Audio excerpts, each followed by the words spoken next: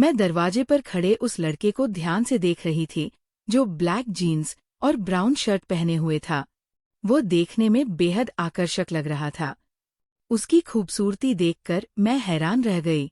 अब तक मैंने जिंदगी में कई लड़के देखे थे, लेकिन इतना सुंदर कोई नहीं देखा था। लंबा कद, गोरा रंग और ब्राउन आंखें सब मिलकर उसे और भी खास बना रहे थे। मैं बस उसे देखती ही रह गई। तभी पापा की आवाज सुनकर मैं चौंक गई। पापा उस लड़के के पीछे घर में आए थे। पापा ने कहा, रिधिमा, ये राघव है, हमारा नया ड्राइवर। तुम्हारे कॉलेज आने जाने में दिक्कत हो रही थी। ऑफिस से लौटकर तुम्हें लेने आना मेरे लिए मुश्किल हो जाता था, इसलिए मैंने तुम्हारे लिए अलग से ड्राइवर रख दिया है। अब से तुम्हें जहां भी जाना हो, राघव के साथ ही जाना। पापा की बात सुनकर मैं हैरान रह गई।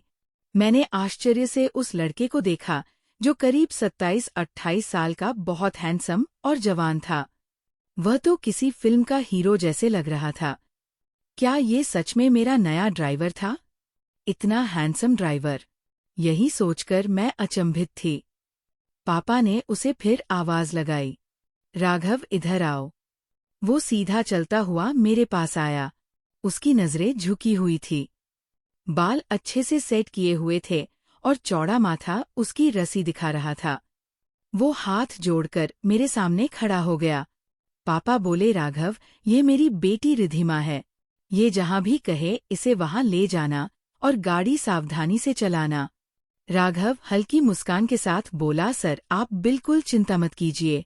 मुझे कई सालों का अनुभव है। मैं मैम की पूरी देखभाल करूंगा और गाड़ी भी सुरक्षित तरीके से चलाऊंगा।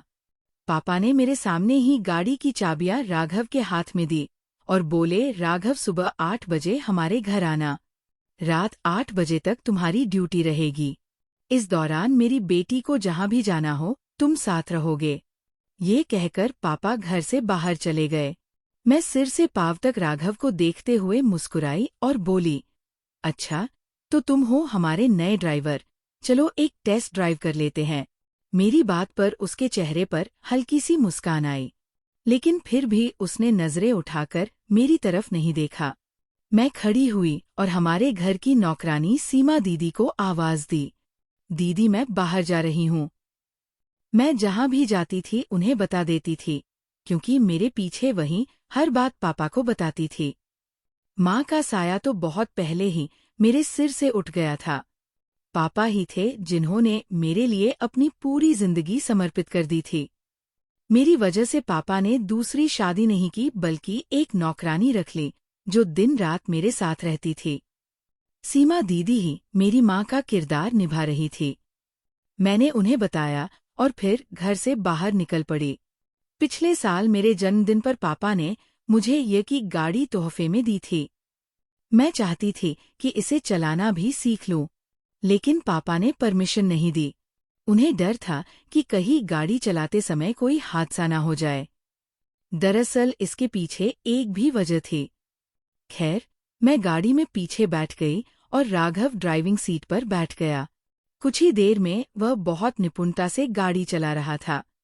मैं पीछे बैठी उसे कह रही थी, थोड़ा तेज चलाओ, और तेज मुझे स्पीड में गाड़ी चलाने में मजा आता है। लेकिन राघव सावधानी से ड्राइव कर रहा था।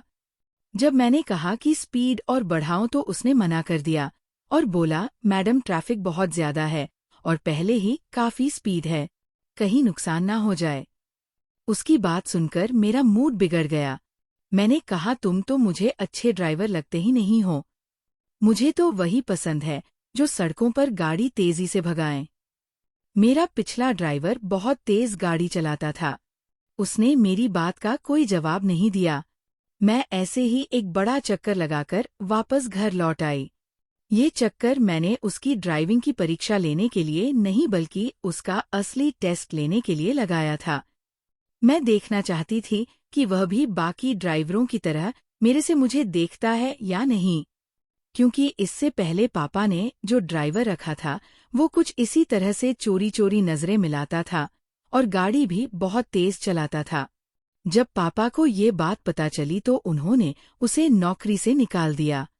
पापा ने एक दिन पहले ही मुझसे कहा था कि उन्होंने मेरे लिए नया ड्राइवर ढूंढ लिया है और वह कल से आ जाएगा।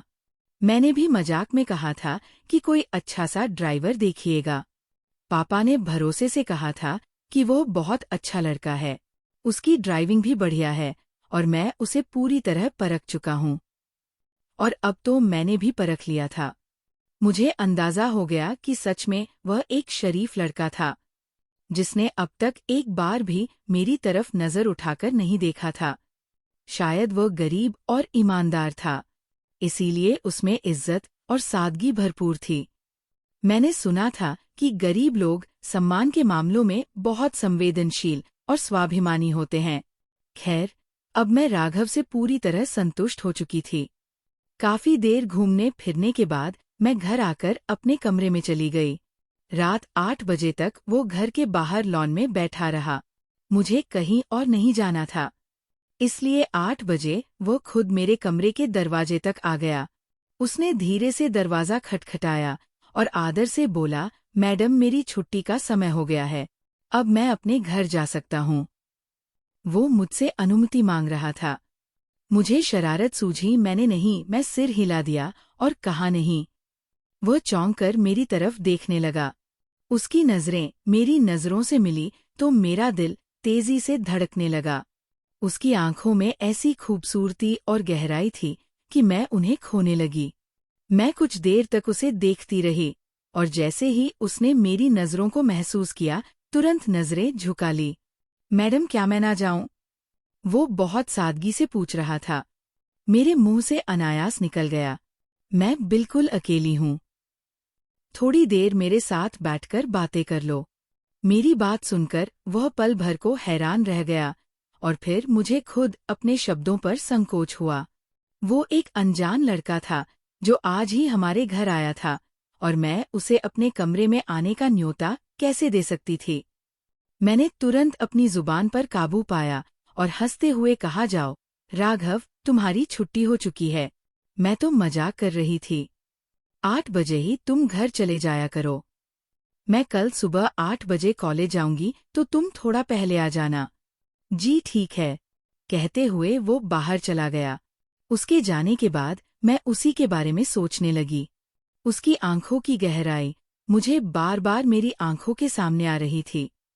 पता नहीं क्यों मेरा दिल और दिमाग बार बार उसी के बारे में सोच रहे थे।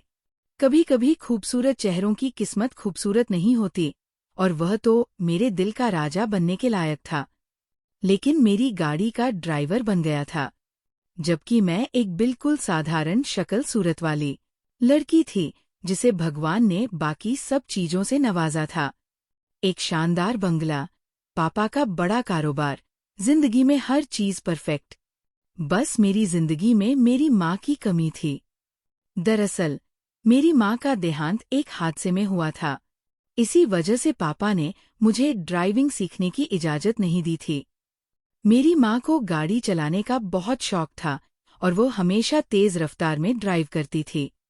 एक दिन वह अपनी सहेलियों के साथ शॉपिंग के लिए निकली, लेकिन तेज स्पीड की वजह से कार का एक्सीडेंट हो गया।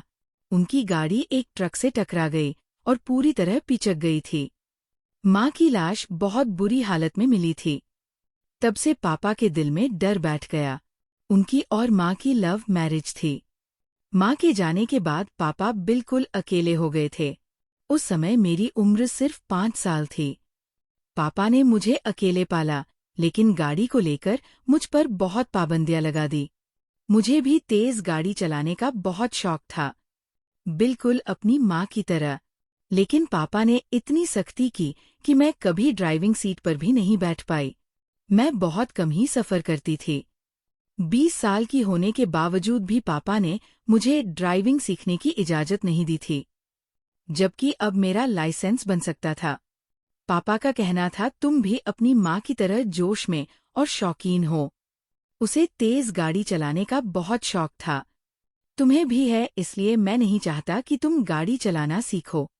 पापा ने हमेशा मेरे लिए ड्राइवर रखा था और इस बार मेरे हिस्से में आया था राघव, जिसे देखकर मेरा दिल बेकाबू हो गया था। राघव के बारे में सोचते सोचते मुझे कब नींद आ गई पता ही नहीं चला।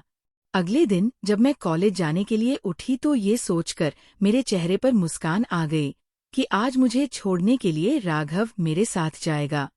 राघव के बारे में सोचकर मेरे दिल में अजीब से भाव उमड़ रहे थे।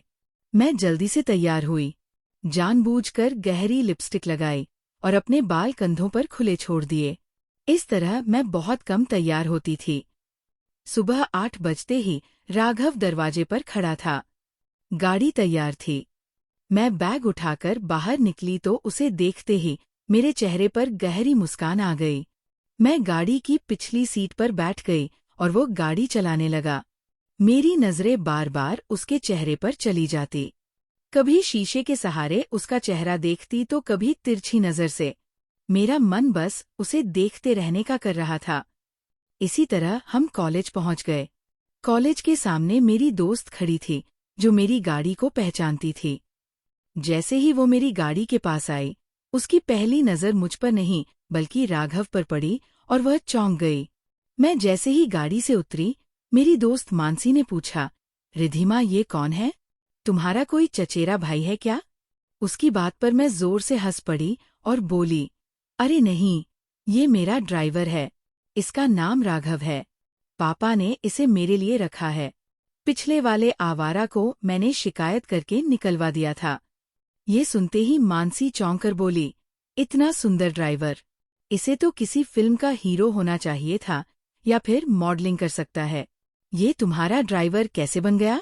मानसी की बात सुनकर मैं और भी हंस पड़ी और बोली, हाँ, पहला ख्याल मुझे भी यही आया था, लेकिन सच यही है कि ये मेरा ड्राइवर है। मानसी हंसते हुए बोली, अगर ड्राइवर ऐसा हो तो घर जाने का मन ही नहीं करेगा। सारा दिन गाड़ी में घूमते रहो। उसकी बात पर बाकी सहेलियां भी खिलखिला पड़ी। मुझे लगा इससे अच्छी बात और क्या होगी। मेरे पास ना पैसे की कमी थी, ना कोई रोक टोक करने वाला। कॉलेज से लौटते समय मैंने खुद ही शॉपिंग पर जाने का मन बना लिया। फिर मैं दोस्तों के साथ कॉलेज के अंदर चली गई। छुट्टी के समय जब मैं बाहर निकली तो राघव पहले से मेरा इंतजार कर रहा था। गाड़ी में बैठते ही मैंने कहा, राघव, गाड़ी मार्केट की तरफ ले लो। मेरी बात सुनकर वो थोड़ा चौंका, लेकिन कुछ बोला नहीं और गाड़ी उसी दिशा में मोड़ दी। मैंने आगे कहा, राघव, मुझे शॉपिंग करनी है। गाड़ी किसी सही जगह पार्क कर देना और तुम मेरे साथ ही चलना। वह हैरानी से बोला, मैडम जी, मैं आपके साथ क्यों चलूंगा? मैंने नाराजगी से कहा, तो फिर खरीदारी के बैग कौन उठाएगा? ये सुनकर उसने तुरंत हामी भर दी। लेकिन असल में मेरा इरादा उसे बैग उठवाने का नहीं था, बल्कि उसके साथ थोड़ा समय बिताने का था। उसने गाड़ी पार्क की और मेरे पीछे पीछे चलने लगा। मैंने जानबूझकर अपनी चाल धीमी कर दी और उसके बराबर हो गई। कपड़ों की दुकान पर पहुंचकर मैं उससे राय लेने लगी। पहली बार मैंने उससे पूछा, ये कपड़े कैसे लग रहे हैं? वह थोड़ा चौंका और बोला, मैं क्या कह सकता हूँ? ये तो औरतों के कपड़े हैं। मैंने कभी लेडी शॉपिंग नहीं की। मैंने हैरानी से पूछा, तुम्हारे घर में कोई औरत नहीं है क्या? वह बोला, कई सालों से मैं इसी शहर में रह रहा हूँ, इसलिए अब तो सब कुछ भूल चुका हूँ। उसकी बात सुनकर मैंने उसे सवालिया नजरों से देखा। तभी उसने एक नीले रंग के सूट पर हाथ रख दिया। इसी तरह मैंने उसकी पसंद से कई चीजें खरीद ली और इस दौरान मुझे एहसास हुआ कि उसे नीला रंग बहुत पसंद है। उसने खुद भी नीले रंग की शर्ट पहन रखी थी और जितनी भी चीजें मैंने उसकी पसंद से खरीदी सब नीले रंग की ही थी।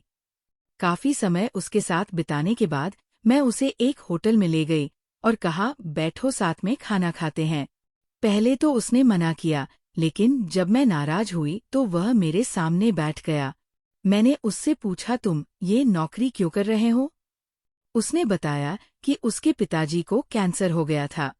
उनके इलाज के लिए पैसों की जरूरत थी।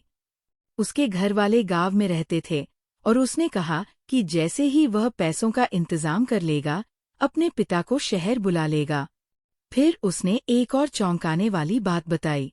दिन में वह मेरे पास नौकरी करता है और रात को एक होटल में वेटर का काम करता है ताकि जल्दी पैसे जोड़ सके। उसकी मजबूरी सुनकर मुझे बहुत दुख हुआ। अगले दिन जब वह मुझे लेने आया तो मैंने उसके हाथ में कुछ पैसे देने चाहे, लेकिन उसने मना कर दिया। उस समय मुझे एहसास हुआ कि वह बहुत स्वाभिमानी है। उसने मुझसे कभी अतिरिक्त पैसे नहीं लिए। इसके बाद मैं अक्सर उसके साथ कॉलेज जाने लगी।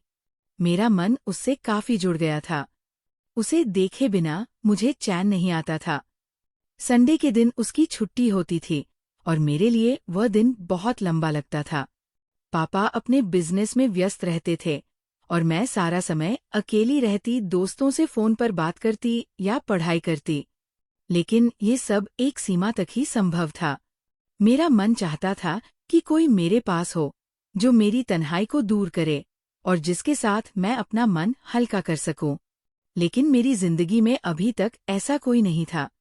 दोस्त तो थी, लेकिन उनसे इतनी गहरी बातें नहीं होती थी।